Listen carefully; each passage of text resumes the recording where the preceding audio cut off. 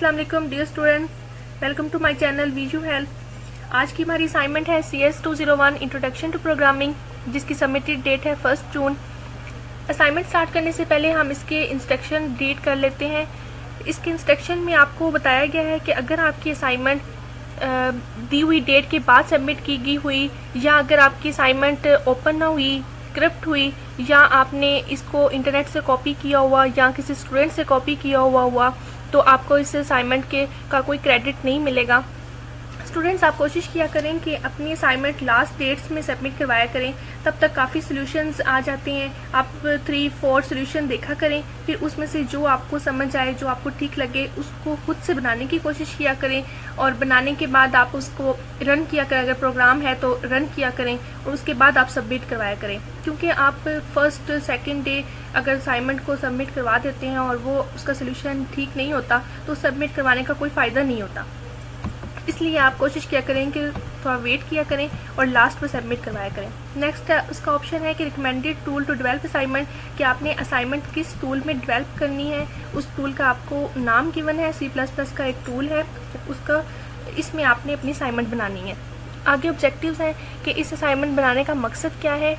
तो to enable student to understand and practice the concept of data type variables, कि student इस assignment बनाने का मकसद ये है कि student data type variables, arithmetic and logical operators, if else and switch case statement के बारे में को अंडरस्टैंड कर सकेंगे, इसका कंसेप्ट को अंडरस्टैंड करेंगे और इसकी प्रैक्टिस करेंगे। नेक्स्ट ऑप्शन है कि असाइनमेंट सबमिशन इंस्ट्रक्शन, कि आपने असाइनमेंट सबमिट कैसे करवानी है।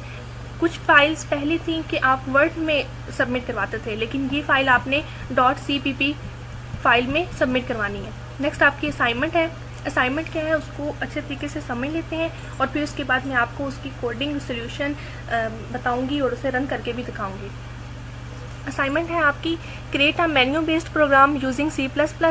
एक प्रोग्राम क्रिएट करें जो मेन्यू बेस्ड हो C++ को इस्तेमाल करके, यानी कि आपने C++ की लैंग्वेज को यूज़ करके एक मेन्यू बेस्ड प्रोग्राम बनाना है। विल कैलकुलेट द इंक्रीमेंट, जो कैलकुलेट कर सके इंक्रीमेंट को, टैक्स डिटेक्शन को, amount on salary based on the pay scale of an employ, कि एक एम्प्लॉय की पे स्केल की जो बेस्ड सैलरी है उसमें कितना उसका टैक्स डिटेक्शन होती है, उसकी अमाउंट, और कितना इंक्रीमेंट होता है उसकी अमाउंट को कैलकुलेट करना है C++ के प्रोग्राम को यूज़ करके।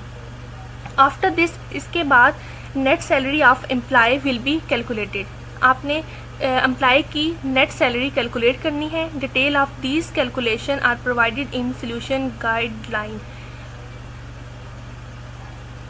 इसकी जो कैलकुलेशन की डिटेल्स है वो आपकी सोल्यूशन गाइडलाइन में प्रोवाइड की गई है, जो नीचे आपको जैसे टेबल दिया हुआ है, जिसमें एक पे स्केल का ऑप्शन है, एक पे स्केल है, एक इनिशियल सैलरी है, एक इंक्रीमेंट रेट है और एक टैक्स डिटेक्शन रेट है। यानी कि इनिशियल सैलरी उसकी कितनी थी, फिर उसमें इंक्रीमेंट कितना हुआ, उसमें से टैक्स कितना डिटेक्ट हुआ, और उसका पे स्केल क्या था, ये सब उन्होंने आपको गाइडलाइन के तौर पर बताया हुआ है। आगे सोल्यूशन गाइडलाइन है, ये एक दफ़ा केयरफुली आप रीड कर लीजिएगा।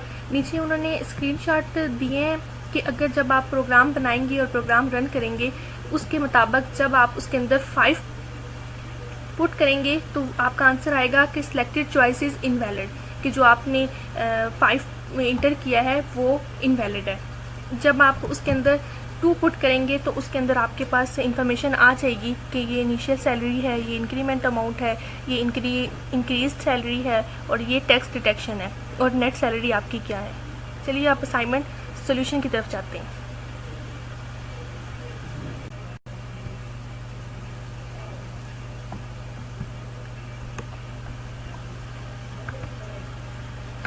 प्रोग्राम को आप एज इट कॉपी करना है। प्रोग्राम में आपने कोई चेंजिंग नहीं करनी। ज़्यादा से ज़्यादा चेंजिंग कर सके तो जैसे यहाँ पे आप स्पेस ज़्यादा है तो आप इस स्पेस को कम कर दें, अगर स्पेस कम है तो उससे ज़्यादा कर दें।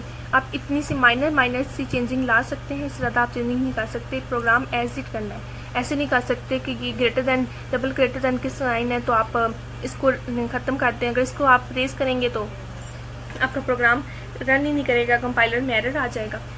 अब इस प्रोग्राम को हम रन करके देखते हैं। आपने ऊपर एग्जीक्यूट। अब हम असाइनमेंट की तरफ जाते हैं। असाइनमेंट देखते हैं कि नेक्स्ट वैल्यू ने कहा था कि आप 2 पुट करेंगे तो आपके पास ये सारा डाटा आ जाएगा। अब हम इसमें 2 पुट करके देखते हैं कि क्या हमारा ये डाटा आता है कि नहीं। 2 पुट किया, इंटर किया, देखिए यहाँ पे आ गया initial salary, increment amount, increased salary, tax deduction, net salary. Same वैसे ही आंसर आ गया जैसा कि असाइनमेंट पे उन्होंने स्क्रीनशॉट में दिया था हमें, यानी कि हमारा ये प्रोग्राम जो है वो बिल्कुल एक्यूरेट है। अगर किसी स्टूडेंट ने कॉपी करना है तो उसे सेम जो कोडिंग लिखी हुई है सेम कोडिंग आपने कॉपी करनी है। इसमें अपनी तरफ से कोई चेंजिंग नहीं करनी है। अगर आप अपनी तरफ से कोई चेंजिंग करेंगे तो प्रोग्राम ठीक नहीं होगा। और इसके अलावा आप यहाँ पे अपनी आईडी लिखनी है, नेम लिखना है। चेंजिंग अगर आप करना भी चाहते हैं तो जैसे यहाँ पे स्टार जितने हैं आप 2 इंक्रीज़ कर दें, 2 कम कर दें, बस इतनी सी माइनर सी आप चेंजिंग कर सकते हैं। स्पेस बढ़ा सकते हैं, स्पेस कम कर सकते हैं, स्पेस में इंक्रीमेंट डिक्रीमेंट हो सकता है। बाकी इसमें कोडिंग में कोई चेंजिंग नहीं होती। ये थी आज की हमारी असाइनमेंट आज की, जिसमें हमने एक प्रोग्राम बनाना था, जिसमें हमने नेट सैलरी फाइंड करनी थी और जितनी सैलरी में इंक्रीमेंट हो रहा था, जितना टैक्स कट रहा था वो शो करवाना था। C++ का प्रोग्राम एक बनाना था। फिर उन्होंने 2 स्क्रीनशॉट आपको प्रोवाइड किए हुए थे कि इस स्क्रीनशॉट के मुताबिक आपका आंसर आना चाहिए। हमने वो भी फाइंड किया। जब 5 पुट किया तो इनवैलिड आया, जब 2 पुट किया तो हमारे पास सारी सैलरी के बारे में इंफॉर्मेशन आ गई, तो हमारा प्रोग्राम ठीक हुआ। अगर जब आपने प्रोग्राम बनाना है तो आपने सिर्फ माइनर सी इंक्रीमेंट और इंक्रीज और डिक्रीज स्पेस करनी है, इससे ज़्यादा आपने प्रोग्राम में चेंजिंग नहीं करनी। ये थी आज की हमारी असाइनमेंट। अगर आपको मेरी वीडियो इन्फॉर्मेटिव लगी हो तो मेरे चैनल को लाइक एंड सब्सक्राइब ज़रूर कीजिएगा। अल्लाह हाफिज़।